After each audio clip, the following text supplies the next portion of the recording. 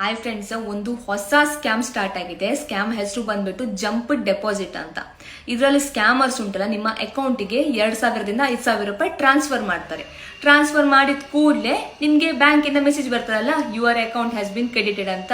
So ನೀವ್ ಏನ್ ಮಾಡ್ತೀರಾ, ಹೌದಾ ಯಾರು ಕ್ರೆಡಿಟ್ ಮಾಡಿದ್ದಾರೆ ಅಂತ ಒಂದು ಕ್ಯೂರಿಯಾಸಿಟಿಗೆ ನಿಮ್ಮ ಬ್ಯಾಂಕ್ ಆಪ್ ಇಲ್ಲ UPI ಆಪ್ ಓಪನ್ ಮಾಡ್ತೀರಾ, ಪಿನ್ ಹಾಕ್ತೀರಾ ಮತ್ತೆ ಚೆಕ್ ಮಾಡ್ತೀರಾ.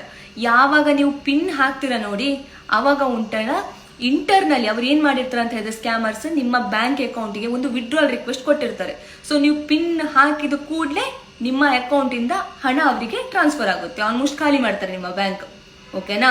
ಸೊ ಅದಕ್ಕೆ ಏನ್ ಮಾಡಿ ಅಂತ ಹೇಳಿದ್ರೆ, ಯಾವುದೇ ಈ ತರದ ಹೊಸ ಏನಾದ್ರು ಯಾರೋ ಅನ್ನೋನ್ ಪೀಪಲ್ ಡೆಪಾಸಿಟ್ ಮಾಡಿದ್ರೆ ಅದನ್ನು ನಿಮ್ಮ ಬ್ಯಾಂಕಿಗೆ ರಿಪೋರ್ಟ್ ಮಾಡಿ.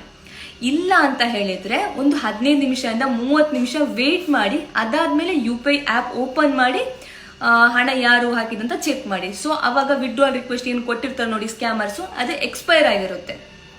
ಇಲ್ಲ ಅಂತ ಹೇಳಿದ್ರೆ ಫಸ್ಟಿಗೆ ನೀವು ಇನ್ಕರೆಕ್ಟ್ ಪಿನ್ ಹಾಕಿ, ಬೇಕಂತಲೇ ಇನ್ಕರೆಕ್ಟ್ ಪಿನ್ ಹಾಕಿ, ಅವಾಗ ಏನಾಗುತ್ತೆ ಸ್ಕ್ಯಾಮರ್ಸ್ ಅನ್ಕೊಂತಾರೆ ಅದೇ ಕರೆಕ್ಟ್ ಪಿನ್ ಅಂತ ಹೇಳಿ ನಿಮ್ಮ ಅಕೌಂಟಿಗೆ ಹ್ಯಾಕ್ ಮಾಡೋಕೆ ಟ್ರೈ ಮಾಡ್ತಾರೆ.